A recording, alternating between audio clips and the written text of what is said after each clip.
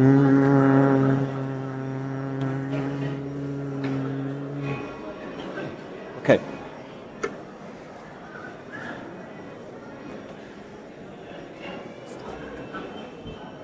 Today is the appearance of Varahadev, so we will sing Dash Avatar from Gita Govinda by Jayadev Goswami. And you have kartals already. Okay.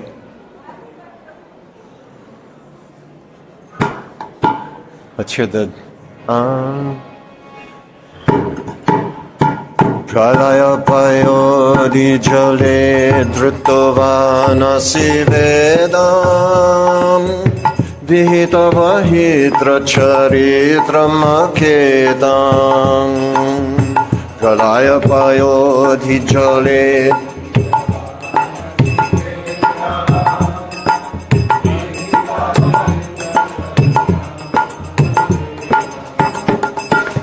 Keshavadrita Nina Shalira Jai Jagadisha Hare Jai Jagadisha Hare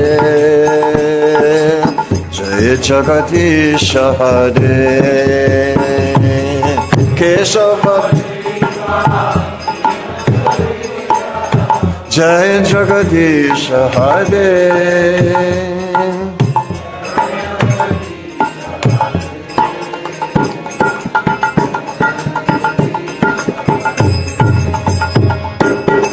Shitiriha vipulatare tishtati tava prishte Dharani dharana khina chakra garishte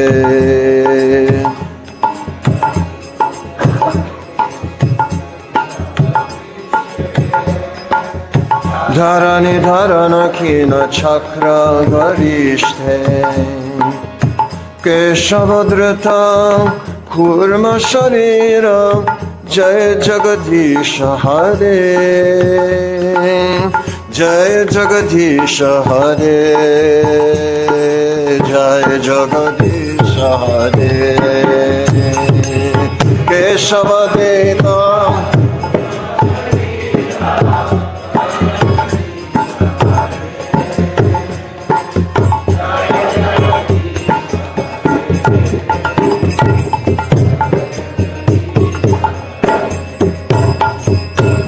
Sati dashana shikare thap dharani thavalagna Shashini kalanka kalevani magna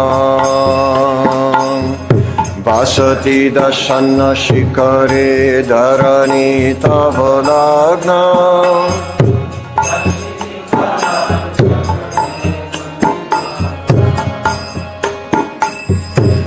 Vasati dashana shikare dharani thavalagna Shashini kalanka kalevani magna Vasati dashana shikare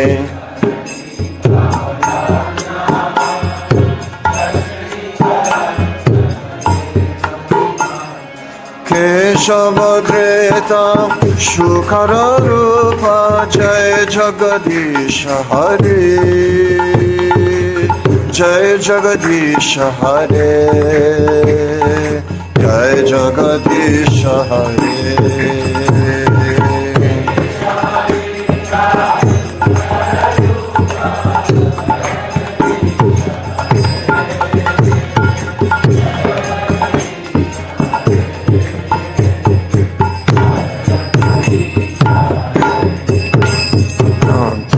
Khara kamala vare nakhamadbhuta sringam Dalita hiranya kashipu thanu bringam Tavakara kamala vare nakhamadbhuta sringam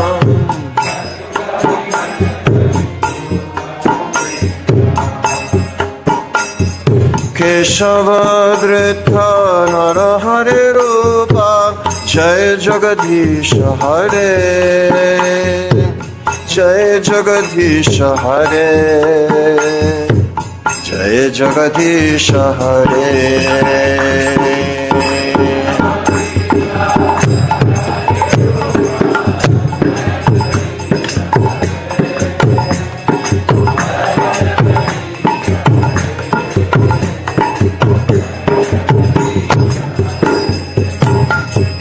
Chalayasi vikramane bhalyamādbhutavāmana padanaka nirajanita janapavana.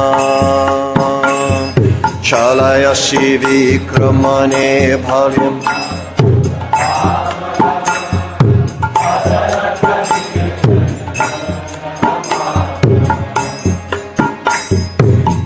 Keshavadrita Vamanarupa Jai Jagadisha Hare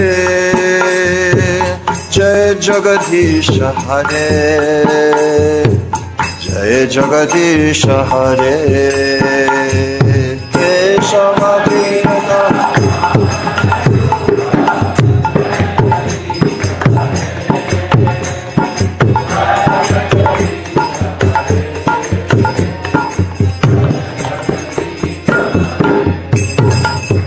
Kshatriya Rudhiramaye Jagadapagata Papam Snapayasi Payasi Samita Bhavatapam Kshatriya Rudhiramaye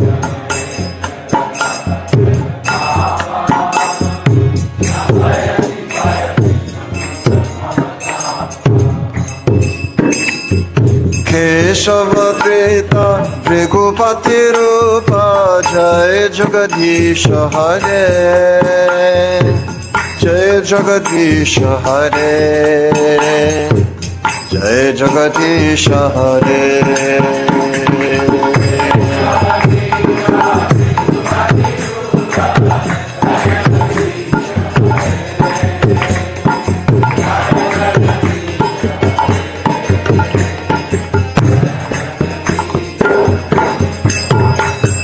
Vitarasi titikṣūṇāṁ dikpati kamaniyam dashamukhamoli balim ramaniyam. Vitarasi titikṣūṇāṁ dikpati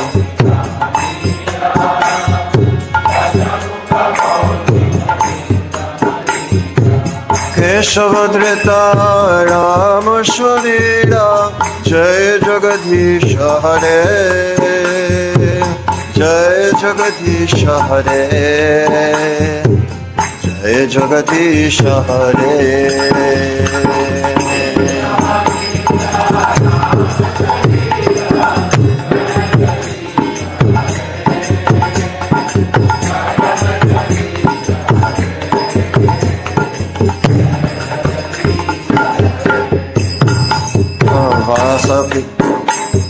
Vahasiva pushi vishadeva sanam jaladabham Halahati bhiti milita jamunabham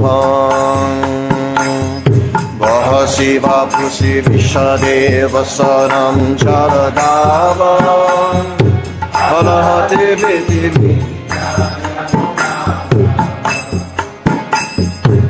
Keshavadrita Haladararupa Jai Jagadisha Hare Jai Jagadisha Hare Jai Jagadisha Hare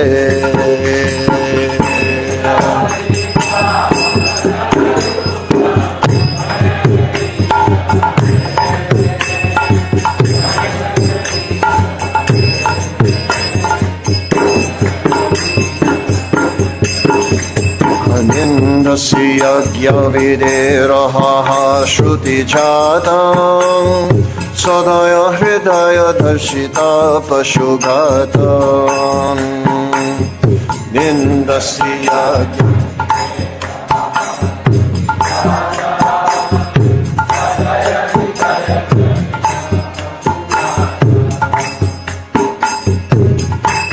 Keshavadrita Pura Sharira Jai Jagadisha Hare Jai Jagadisha Hare, Jai Jagadisha Hare, Kesha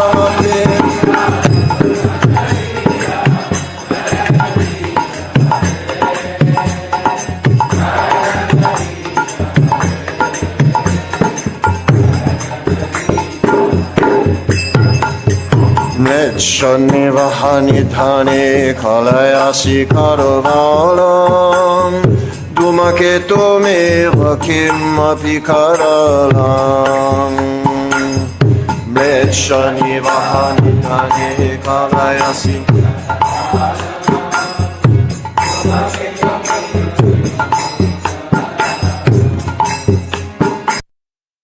Keshavadreta Kalki Sharirat Jai Jagadisha Hare Jai Jagadisha Hare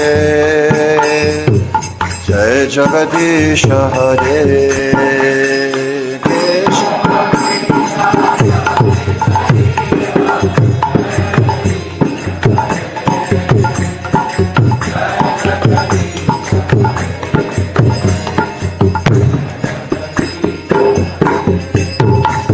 Shri Jaya Deva Kaverida Mudita Mudaram Shrinu Shukadam Shubhadam Bhavasaram Shri Jaya Deva Kaveridam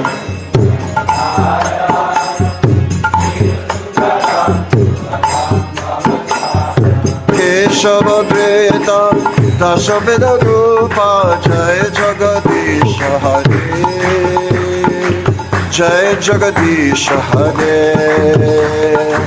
Jai Jagadisha Hare Keshava Preta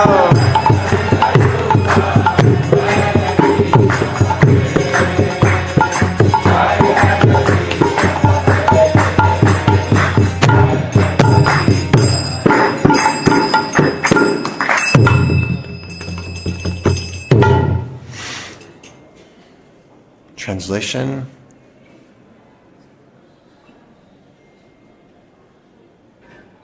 O Keshava, O Lord of the universe, O Lord Hari, who have assumed the form of a fish, all glories to you, who easily acted as a boat in the form of a giant fish, just to give protection to the Vedas, which had become immersed in the turbulent sea of devastation. O Keshava, O Lord of the universe, O Lord Hari, who have assumed the form of a tortoise, all glories to you. In this incarnation, as a divine tortoise, the great Mandara mountain rests upon your gigantic back as a pivot for churning the ocean of milk. From holding up the huge mountain, a large scar-like depression is put in your back, which has become most glorious. O Keshava, O Lord of the universe, O Lord Hari, who have assumed the form of a boar, all glories to you. The earth, which had become immersed in the Garbhodak ocean, at the bottom of the universe, sits fixed upon the tip of your tusk, like a spot upon the moon. O Keshava, Lord of the universe, Lord Hari, who have assumed the form of a half-man, half-lion, all glories to you, just as one can easily crush a wasp between one's fingernails, so in the same way the body of the wasp-like demon Hiranyakashipu has been ripped apart by the wonderful pointed nails on your beautiful lotus hands. O Keshava, O Lord of the universe, O Lord Hari, who have assumed the form of a dwarf Brahman, all glories to you, O wonderful dwarf. By your massive steps, you deceive King Bali, and by the Ganges water that has emanated from the nails of your lotus feet, you deliver all living beings within this world. O Keshava, O Lord of the universe, O Lord Hari, who have assumed the form of Bhrigupati, Parashuram, all glories to you. At Kurukshetra, you bathe the earth in the rivers of blood from the bodies of the demonic Kshatriyas that you have slain. The sins of the world are washed away by you, and because of you, people are relieved from the blazing fire of material existence. O Keshava, O Lord of the universe, O Lord Hari, who have assumed the form of Ramachandra, all glories to you. In the battle of Lanka, you destroy the 10-headed demon Ravana and distribute his heads as a delightful offering to the presiding deities of the 10 directions, headed by Indra. This action was long desired by all of them, who were much harassed by this monster. O Keshava, O Lord of the universe, O Lord Hari, who have assumed the form of Balaram, the wielder of the plow, all glories to you. On your brilliant white body you wear garments the color of a fresh blue cloud, rain cloud. These garments are colored like the beautiful dark hue of the river Jamuna, who feels great fear due to the striking of your plowshare. O Keshava, O Lord of the universe, O Lord Hari, who have assumed the form of Buddha, all glories to you. O Buddha of compassionate heart, you decry the slaughtering of poor animals performed according to the rules of Vedic sacrifice. O Keshava, O Lord of the universe, O Lord Hari, who have assumed the form of Kalki, all glories to you. You appear like a comet and carry a terrifying sword for bringing about the annihilation of the wicked barbarian men at the end of the Kali Yuga. O Kesha, Lord of the universe, O Lord Hari, who have assumed these 10 different forms of incarnations, all glories to you. O readers, please hear this hymn of the poet Jayadev, which is most excellent, an awarder of happiness, a bestower of auspiciousness, and is the best thing in this dark world. Shri Jayadev Goswami ki jai, Shri Varahadev ki jai, Srila Prabhupada ki jai. Okay. We're not going to sing Jai Radha Madhava, although it would be so good here in Vrindavan. Thank you. Boy, with all we want to talk about, all right, we'll go into this. After all of that, we're going to talk more about Varaha, but right now we'll do the verse that is scheduled for today.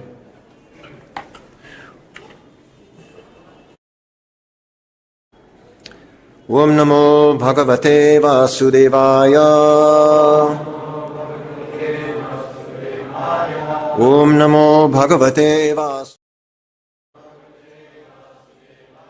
Om Namo Bhagavate Vasudevaya. Today we're reading from Canto 10, 22, text 18 and 19. Yes, we'll just read the translation to 18.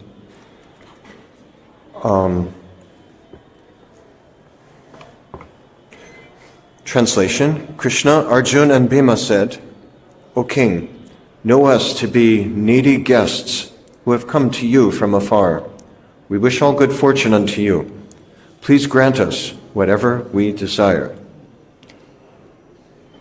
Kṛṣṇa, Arjuna and Bhīma said, so does everybody know? Does anybody not know what's going on here? Probably if you don't know. They've approached... Okay, it's really got to be loud. Okay. Kṛṣṇa, Arjuna and Bhīma have approached Jarasandha, and they're about to ask for charity. They've come in disguise, and so this is how they're approaching him. O king, know us to be needy guests who have come to you from afar. We wish all good unto you. Please grant us whatever we desire. Is that loud enough? Okay. They're begging for charity. I think most of us know the story, what they're asking for. The next verse. The translation is, what can the tolerant not bear? What will the wicked not do? What will the generous not give in charity? And who will those of equal vision see as an outsider? So it's a rhetorical question, not meant to be answered. It's like making a statement in the form of a question. And they're setting him up so that he'll be in a position to say, yes. This is their negotiating skills. And it's not clearly saying who is saying this, whether it's Kṛṣṇa, Bhīma, or Arjuna. And it's kind of humorous because they're asking him for a fight. Although Jarasandha, after the whole presentation, he's thinking, I'll give them whatever they want. I'll give them my whole kingdom, I'll give them my life. But instead they want to fight with him. So we'll go through the Sanskrit, because it is an interesting What can the tolerant not bear? So you might memorize this shloka and use it in certain situations. When you're asking someone to do something really difficult, what can the tolerant not bear? And then you can even learn it in Sanskrit. Kim durmarṣaṁ titikṣūṇāṁ. And then the next one is, what will the wicked not do? So if you're a wicked person, you won't do what I'm asking you to do. And we'll just understand you're wicked, and that's all there is to it. You're not going to give in charity to a needy person. And then the next one is, what will the generous not give in charity? So that the Sanskrit for that is kim nadeyam vadanyanam. Vadanya means charitable. And what will a charitable person not give? Kāpara samadarṣinam. And who will those of equal vision see as an outsider? So although Jarasandha is a demon, they're giving him praise. This is high praise to say you see people equally. This is really a high conception to rise up to. This is our target. A lot of people, it's a difficult target to achieve. Samadarṣinam. It's there in Bhagavad Gita, seeing a dog eater, an elephant, a cow, a Brahmin, all equally. You see the living force within them. Yesterday we were in Prabhupada's room at the Radha Damodar temple, and we read the preface to the Srimad Bhagavatam. And it's so good.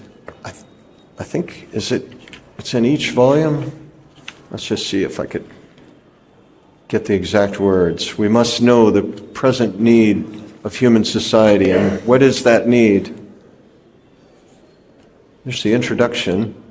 There it is, yeah. No, this is a preface by, okay, it'll be in here. But anyway, what is the present need of human society? Human society is no longer bound by the geographical limits. We're no longer in the constraints of the Middle Ages. And there's a tendency toward one world nation. And then he says, nay, of one living force. So he's talking about this samadarṣina, this equal vision. So Kṛṣṇa, Arjuna, and Bhīma are addressing Jarasandha. You're a great person. You see everyone equally. Therefore, if you give something to us, it's just like giving it to yourself. There's no loss. Our suffering is your suffering. Your suffering is our suffering. We're all brothers here. So in Prabhupada's preface, he says the Srimad Bhagavatam addresses this issue. It starts from the very beginning, janmadyasya yata, addressing the common cause. We all come from janmadiyasya yataha. Srimad Bhagavatam begins with the Vedic, with the first sutra of Vedanta Sutra, or the second sutra, tato brahma jigyasya janmadyasya yata. Now is the time to inquire about Brahman. What is Brahman? It is that from which everything has come. So immediately, Bhagavatam puts us on the Brahman platform, and then it goes on, this is what it looks like when you're on that platform, how people live, how they're able to tolerate things. So here we go. We'll recite the Sanskrit just a few times through. Kim durmarṣaṁ titikṣūṇāṁ.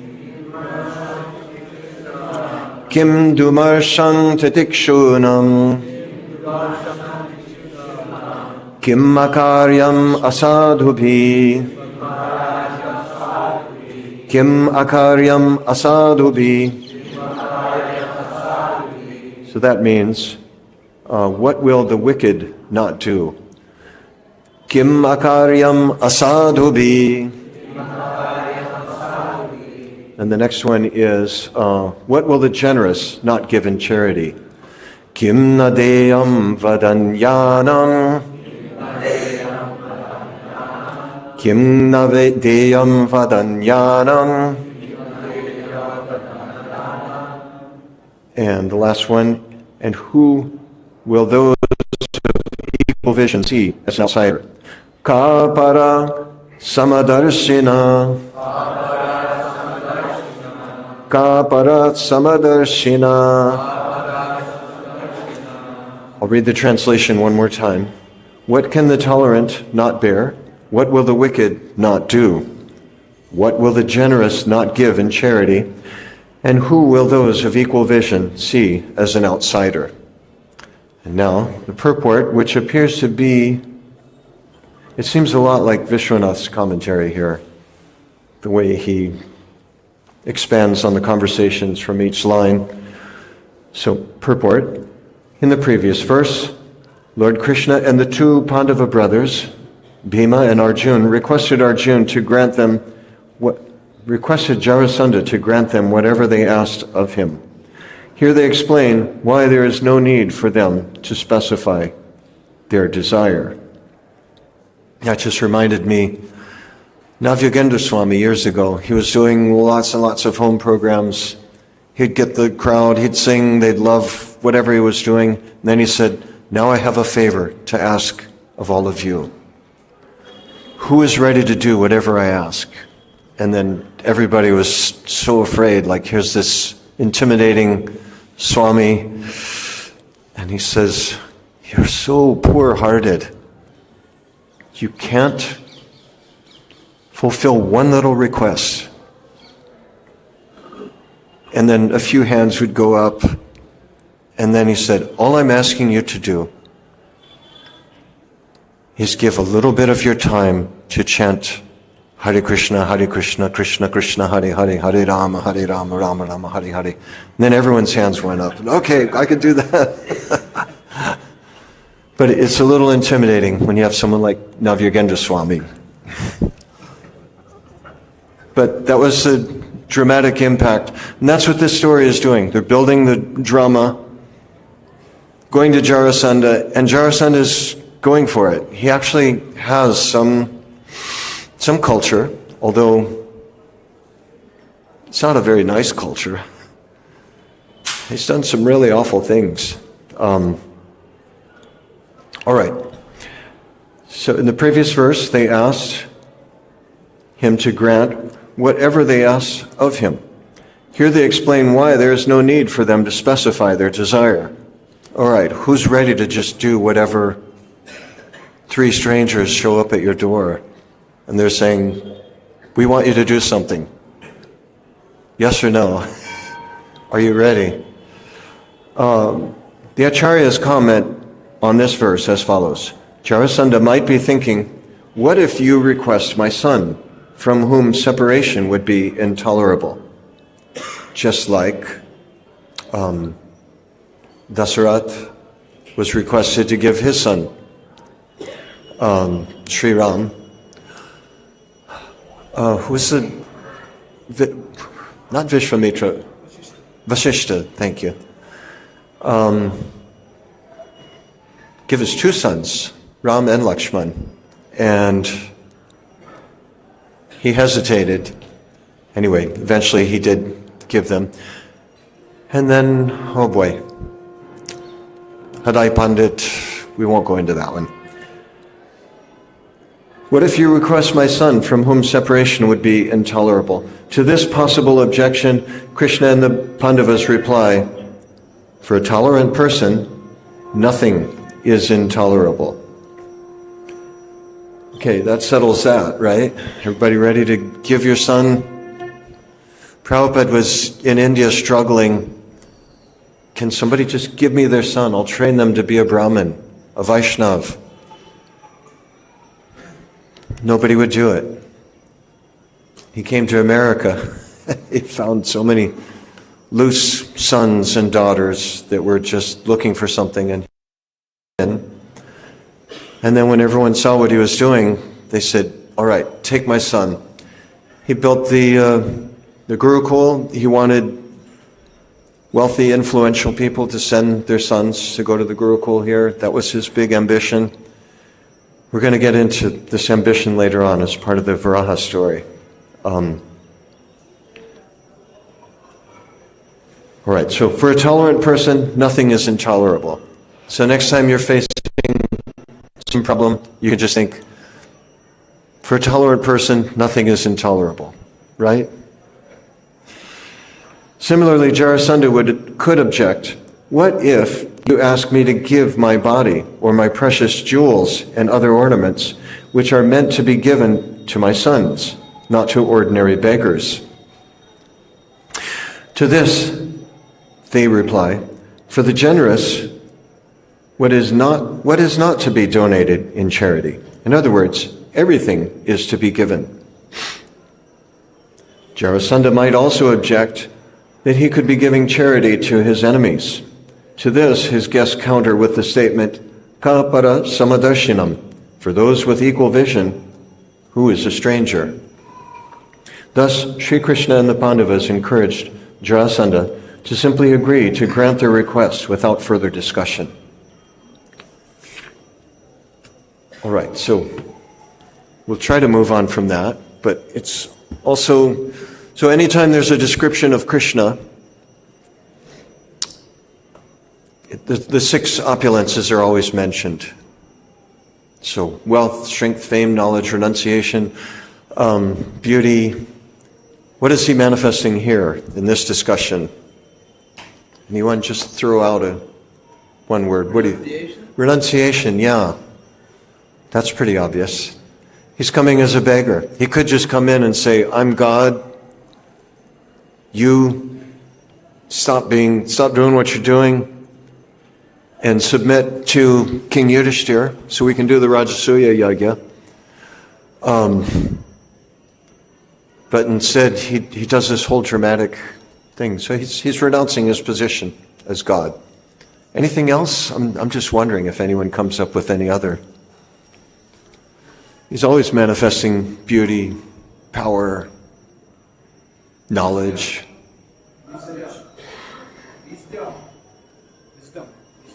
Wisdom. Okay, knowledge, yeah. Yeah, he's given some good arguments. Thank you. All right, so now the Viraha story. We're going to jump into that. And it starts in the third canto, chapter 13. Vayaṁ.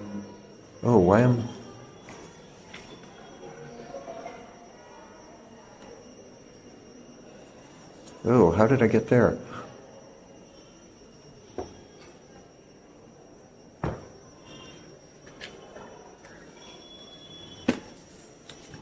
I was afraid of that.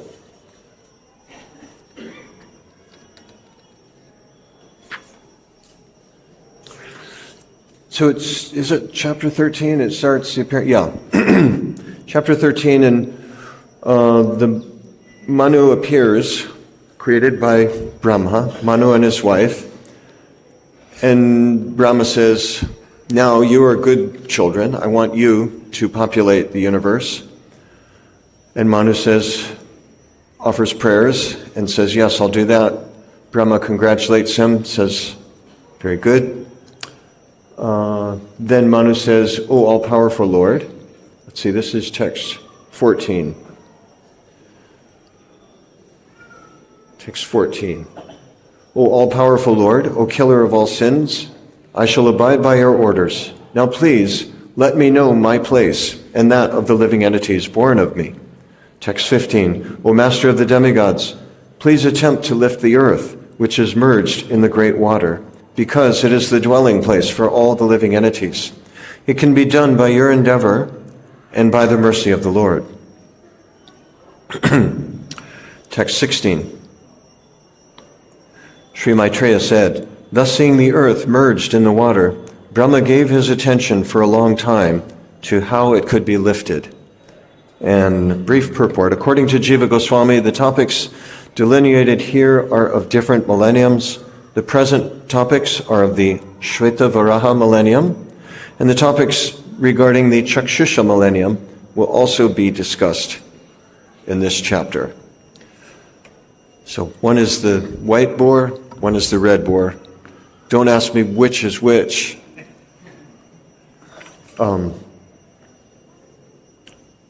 And then text 17. Brahma thought, while I have been engaged in the process of creation, the earth has been inundated by a deluge and has gone down into the depths of the ocean. What can we do who are engaged in this matter of creation? it is best to let the Almighty Lord direct us. And here's the purport, which will be the theme of the class. The devotees of the Lord, who are all confidential servitors, are sometimes perplexed in the discharge of their respective duties. But they are never discouraged. They have full faith in the Lord, and He paves the way for the smooth progress of the devotee's duty. So Brahma creates the whole universe. He's engaged in further creation. The earth has fallen into the water. He's puzzling, I don't know how to do this. And so often in our service, or just in life, we face situations where it looks impossible. I've done everything I could to rectify this situation. Nothing is working out. The only way this is going to happen is with a miracle. And a miracle means Kṛṣṇa's intervention. As it says in the verse, it is best to let the Almighty Lord direct us. And I'll look at that purport again. The devotees of the Lord, who are all confidential servitors, are sometimes perplexed in the discharge of their respective duties, but they are never discouraged. Every sentence in Prabhupada's books, a lot of times it seems like he's saying the same things over and over again. And he is. He's repeating these same points over and over again, but he does them in a different way each time, and each time he brings in a little bit more. And after you've read through them a couple times, you think, yeah, I know the books. But you go through it 3 or 4 more times, and you start finding all of these. How does he do that? He is a very unique, special person to be able to do that. I don't know how many people you could read their books over and over again for 50 years, reading and discussing, and then finding someone else that says, well, yeah, but the next page he says this. I'm like, oh, does he? And then you look at it and, wow, I never noticed that before. I don't know. Are there any other people that have written books like that people just go on reading 50 years? Folks, some of us here have been reading them 50 years, and we're still finding more and more new things in there. It's amazing. So I'll read that sentence again. The devotees of the Lord, who are all confidential servitors. Okay, he's talking about you and me. Somehow we're confidential servitors. And before we say, no, that's not me, Prabhupada many times says, just if you're following, and if you honestly try to do what's written here, you're a pure devotee. Just by following a pure devotee, following the instructions, you're a pure devotee. You're a confidential servitor. Just like if you're with someone who knows their way around Vrindavan, and they take you by the hand, they can take you into all the special places, tell you all the stories. You're confidential as long as you're with that person. And as we're reading Prabhupada's books, it's like him taking us by the hand, walking us through the Srimad Bhagavatam. And each of us, we can take someone by the hand and walk them through reading Prabhupada's books, helping them through that. So, confidential servitor, we're sometimes perplexed in the discharge of our respective duties, but we are never discouraged. They have full faith in the Lord, and He paves the way for the smooth progress of the devotee's duty. All right, so the next verse, this is where it starts getting interesting. O sinless Vidura, all of a sudden, while Brahma was engaged in thinking, a small form of a boar came out of his nostril. The measurement of the creature was not more than the upper portion of a thumb. So the Sanskrit for upper portion of a thumb, angushta parimanaka. Angushta. So that's a unit of measurement. So when someone's making something for you, and how much ginger should I put? Angushta parimanaka. Just upper portion, unless you want the full thumb of ginger or turmeric. So he came out really small. Next verse. O descendant of Bharat, while Brahma was observing him, that boar became situated in the sky in a wonderful manifestation as gigantic as a great elephant. So from the Angushta what was it again? Parimanaka, the measurement of the Angushta. Now he's as big as an elephant. Struck with wonder at observing the wonderful boar-like form in the sky, Brahma, with great Brahmins like Marichi, as well as the Kumaras and Manu, began to argue in various ways. Is this some extraordinary entity come in the pretense of a boar? It is very wonderful that he has come from my nose. First of all, this boar was seen no bigger than the tip of a thumb, and with a moment he was as large as a stone. My mind is perturbed. Is he the Supreme Personality of Godhead, Vishnu? Next verse. While Brahma was deliberating with his sons, the Supreme Personality of Godhead, Vishnu, roared tumultuously like a great mountain.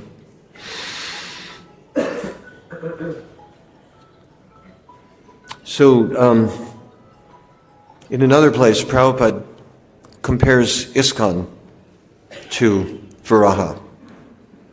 He says that ISKCON had appeared from nothing and then has grown so quickly, just like that little Angushta Parimanaka size boar just immediately grew so big, everyone was amazed. And so ISKCON also grew from nothing in such a short time. And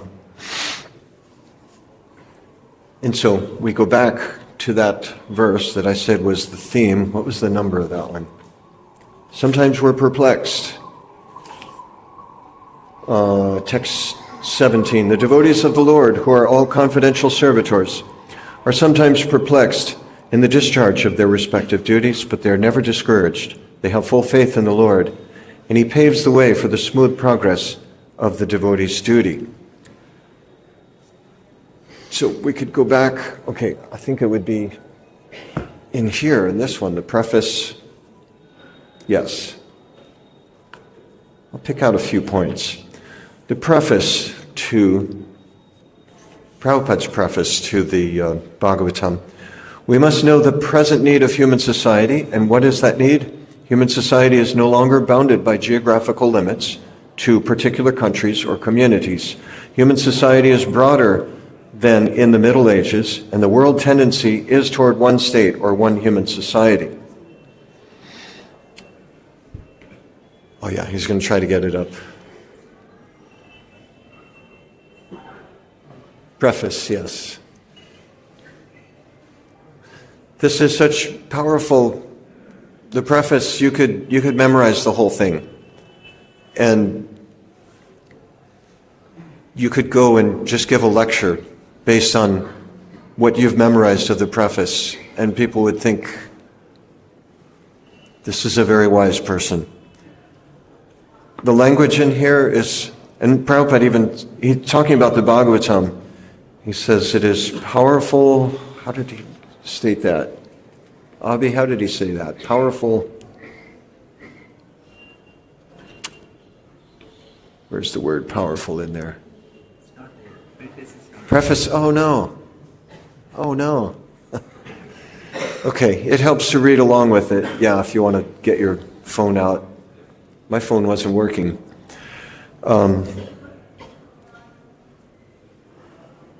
Right, the ideals of spiritual communism, according to Srimad Bhagavatam, are based more or less on the oneness of the entire human society, nay, of the entire energy of living beings. This need is felt by great thinkers to make this a successful ideology. This is like a mission statement. And he hasn't even started his mission yet. He's sitting in his little room in Vrindavan. You got it. Oh, good. Oh, good. I think you found it. The successful ideology. Yeah, we just read that. Srimad Bhagavatam will fill this need in human society. It begins, therefore, with an aphorism of Vedanta philosophy, janmadyasya yata, to establish the ideal of a common cause. Common cause. We all come from the same creation. We're all brothers and sisters. Human society at the present moment is not in the darkness of oblivion. It has made rapid progress in the fields of material comforts, education, and economic development throughout the entire world. But there is a pinprick somewhere in the social body at large, and therefore there are large-scale quarrels even over less important issues. Okay, he's addressing, we've made progress in comforts and conveniences, but there's a pinprick. And he's just being, what's the word I'm looking for? Understatement. There's a pinprick in the social body at large. And therefore there are large-scale quarrels, even over less important issues. So he's seen World War II. He's seen the partition, Pakistan and India, and all of the fights and the deaths. He's seen the riots. And he's saying it's a pinprick. He's trying to give hope to human society, saying we're not in the darkness of oblivion. There's a feeling toward one nation, or nay, of the entire energy of the living beings, of spiritual communism. This need is felt by great thinkers to make this a successful ideology. So here he is writing this book all alone, and he's feeling like Brahma, when Brahma sees the earth submerged in the ocean, helpless. I can't do anything about this. It's beyond my skill. But with Krishna's help, as Prabhupada says, they never feel discouraged. And Prabhupada faced so many discouraging things in his life. I was thinking a really controversial title for a lecture would be The 108 Failures of Prabhupada. That would get people's attention, but I think people would take it the wrong way. But if you go through it one by one, all of the things that went wrong in his life, every time he faced some discouraging situation, and he just kept on going. Non-stop. He was writing letters when he was in America, and things looked hopeful. He was writing letters, someone was saying, yeah, I can help build a temple there. All right, we just need to be able to transfer the money out of India. So he's writing this other guy, and the other guy's saying, well, maybe I can do it, and maybe not. And no, it looks like I can't. And Prabhupada's writing back, no, you have to. We really need this. And he's presenting the preface to his Srimad Bhagavatam. He keeps writing. The guy writes back, says, I can't do it. Prabhupada keeps writing, and finally, there's no response. So he just drops it. All right, looks like that's not coming through. He's staying in an ashram, a Mayavadi ashram. He has to tolerate all of these Mayavadi lectures. Once in a while, he gets to lead a kirtan. He can talk to a few people on the side, but he doesn't have his own place. Finally, he gets his own place. It's the size of a closet, just a little tiny room with no plumbing, no sink, no bathroom. But he's in there, and he gets to talk to people freely. And a couple people come. Just a few, not very influential people. And he's writing, he gets a tape recorder, he's recording his lectures, he's recording his kirtans. So the only kirtans he has to listen to are the ones that he sings himself. And all he has is a pair of kartals. There's no mridangas in New York City. It's just him playing kartals. He's all by himself. There's no other devotees. And He's listening to his own recordings just to hear another devotee's voice. And then, one day when he goes out, he comes back and he sees his room has been broken into and his tape recorder's been stolen and his typewriter. And the helpless feeling you get when you're in the city, someone's broken into your place, stolen all that you have. What's the use of getting anything more when they're just going to, you just feel so violated. So he had to face that. Then he moved to the next place, and again there he met with failure, disappointment, but he wasn't discouraged. Sure, he was discouraged for a moment, but he kept on going. It didn't stop him from going. Right, wow, we're running out of time. There's something I wanted to read that we came across just yesterday. Come on, open up. Here's Prabhupada in the 4th canto. Sorry to get you jumping around. 4th canto, chapter 22. Text 19. It's a wonderful verse. Love to read the whole verse in purport. All right. But the important thing in the purport is, not a single person in the West became Kṛṣṇa conscious before the Kṛṣṇa consciousness movement was founded.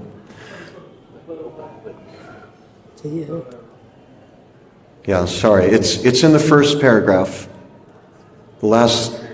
second to the last sentence. Not a single person in the West became Kṛṣṇa conscious before the Kṛṣṇa consciousness movement was founded. But when the same Bhagavad Gita was presented as it is, through the disciplic succession, the effect of spiritual realization was immediately manifested. So we'll go back and read the verse, and then that'll make that even more profound. And so this is all Brahma thinking, what am I going to do? The earth's in the water. I can't. That's not something I do. I don't lift planets out of the earth, out of the water. We've got to count on Kṛṣṇa for this. Okay, I could go on another couple hours. What is the cutoff time? Oh boy, sorry. All right, so the verse, translation, when there is a congregation of devotees, their discussions, questions, and answers become conclusive to both the speaker and the audience. Thus, such a meeting is beneficial for everyone's real happiness. Purport: hearing discussions among the devotees is the only means to receive the powerful message of the Supreme Personality of Godhead. For instance, Bhagavad Gita has been well known all over the world for a very long time, especially in the Western world. But because the subject matter was not discussed by devotees, there was no effect. Not a single person in the West became Kṛṣṇa conscious before the Kṛṣṇa consciousness movement was founded. But when the same Bhagavad Gita was presented as it is through the disciplic succession, the effect of spiritual realization was immediately manifested. Okay, so we'll open here for discussions because that's the prescription given here. When there is a congregation of devotees, their discussions, questions, and answers become conclusive to both the speaker and the audience. Thus, such a meeting is beneficial for everyone's real happiness. Kṛṣṇa. I like when you gave the example of Prabhupada taking us by the hand.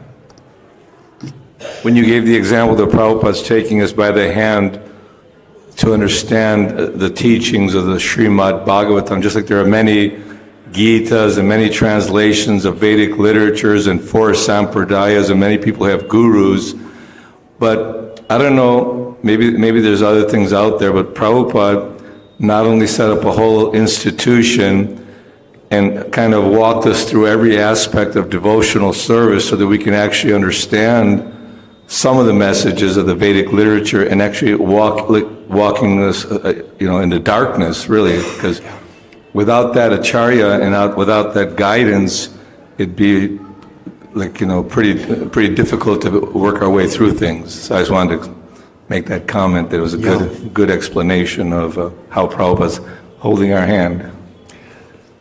I was at a university in Utah, and it was a comparative religions course. They had been studying Bhagavad Gita, and they asked a question. This verse about you do everything, you give everything up, you give up the, how do you do that? How do you just give up your paycheck? What does it mean? And I asked them, well, what Bhagavad Gita are you reading from? Let's see it. And I read their translation. I said, oh yeah, this is really confusing. Now I'm confused. What does this mean? Well, let's read this Gita. And we opened it up, and we all read it together. And they said, oh yeah, I see what it means. The way Prabhupada explained it in the purport, you use everything in the service of Kṛṣṇa. That's what giving up the results of your activities means. It doesn't mean just giving up your whole paycheck to random strangers. They were really puzzled by that, genuinely puzzled. And I looked at their book, and I was trying to figure it out too. I was puzzled too by the way it was worded, but Prabhupada makes it make so much sense. And I like to sit with, when I go to a college, sit out on the grass, give everyone a Gita, we sit in a circle, we read a chapter. And these are brand new people, they don't know anything about Bhagavad Gita. They're just intrigued by the idea of this ancient book. And we'll just read the translations, and then I'll ask, so what are you getting from this? What do you think? And sometimes they'll come up with a question, I'll just ask them, well, what do you think? I'll try to get them to see where they go with something. And then they'll get up to they just can't go any further. They're stuck. And then I'll say, all right, let's read the purport to this next verse. It's going to answer your question. Then they'll read the purport, and they'll say, wow, could we read more of those purports? I said, no, because that guy's got to get to his class. We're trying to finish the whole chapter. You have to do that on your own time. We're not doing that now. And so it makes it like, you have to do that. That's any good show. When you're putting on a show, you got to leave them asking for more. Okay.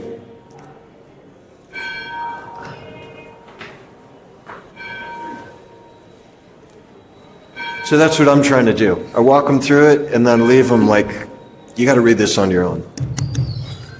Hare Krishna, Prabhuji. Prabhuji, the point which you mentioned, not a single person in the West became Kṛṣṇa conscious before the Kṛṣṇa consciousness movement. This means after the Kṛṣṇa consciousness movement, lots of persons became Kṛṣṇa conscious. Okay.